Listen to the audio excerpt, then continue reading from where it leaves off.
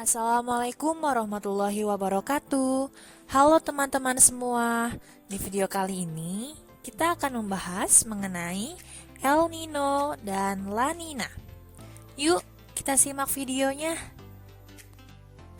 Seperti yang kita ketahui bahwa Indonesia merupakan salah satu negara yang dilintasi oleh garis khatulistiwa, yang mana Indonesia memiliki iklim tropis dengan memiliki dua musim, yaitu musim kemarau dan musim penghujan.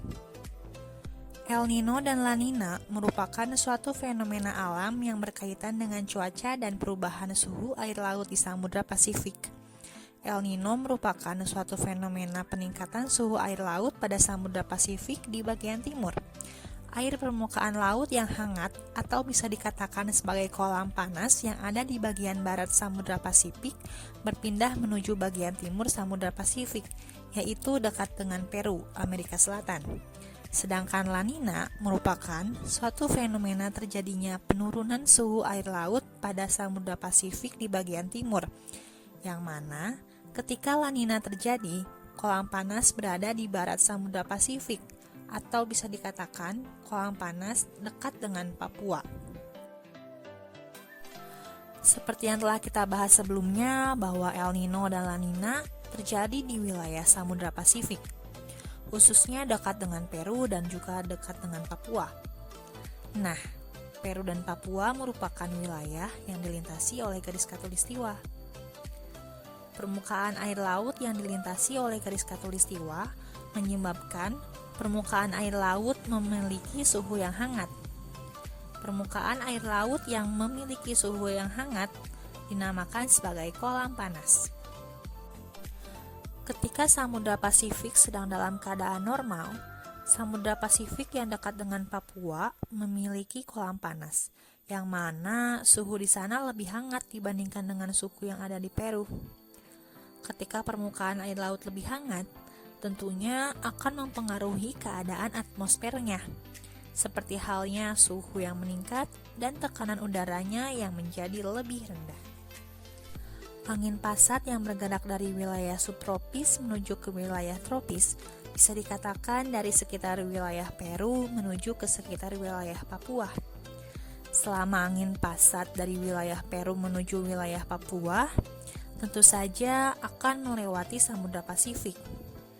Dalam perjalanannya, angin pasat tersebut membawa uap air dari samudra. Kemudian, setelah angin pasat sampai di wilayah Papua, uap air yang diambil dari samudra membentuk awan di atas kolam panas Papua. Lalu, lama-kelamaan akan turun hujan. Seperti yang telah kita bahas tadi, bahwa kondisi ini merupakan kondisi normal ya. Lalu, bagaimana proses terjadinya El Nino dan La Nina? Jadi gini teman-teman, El Nino terjadi ketika kolam panas yang dekat wilayah Papua, atau bisa dikatakan kolam panas tersebut yang berada di dekat wilayah Samudra Pasifik bagian barat, bergeser ke wilayah Samudra Pasifik bagian timur, dengan membawa uap air. Hal ini menyebabkan suhu udara di Papua menjadi rendah dan tekanan udaranya menjadi tinggi. Dan sebaliknya dengan di Peru, suhu udara tinggi dan tekanan udaranya menjadi lebih rendah, yang mana akan terjadi musim hujan di sekitar wilayah Peru. Ciri dari El Nino yaitu suhu udaranya meningkat, curah hujan rendah di dekat Papua, curah hujan tinggi di dekat Peru, angin pasat yang dibawa dari arah timur ke bagian barat mengalami kondisi angin yang melemah, sehingga angin pasat menjadi dari Papua ke Peru.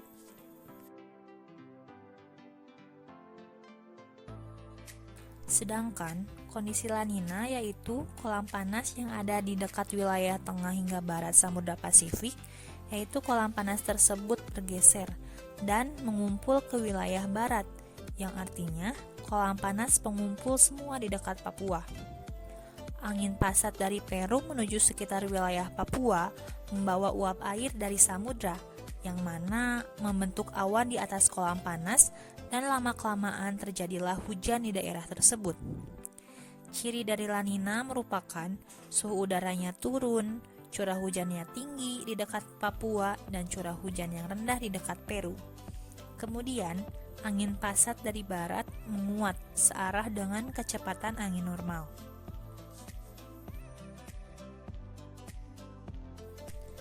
Ketika terjadinya El Nino, wilayah Indonesia mengalami kekeringan. Hal ini dikarenakan suhu udara di barat Samudra Pasifik lebih panas, yang mana menyebabkan musim kemarau.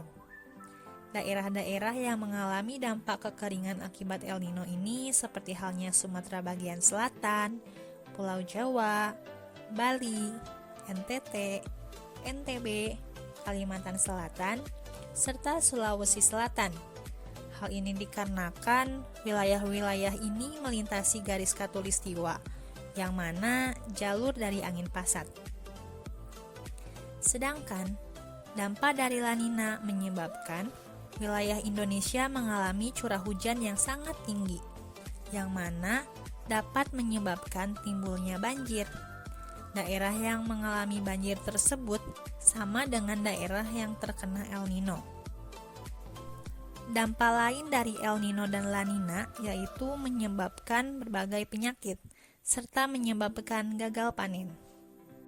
Nah, begitulah perbedaan dari El Nino dan La Nina. Semoga video ini bermanfaat bagi teman-teman semua. Sampai jumpa di video berikutnya ya. Wassalamualaikum warahmatullahi wabarakatuh.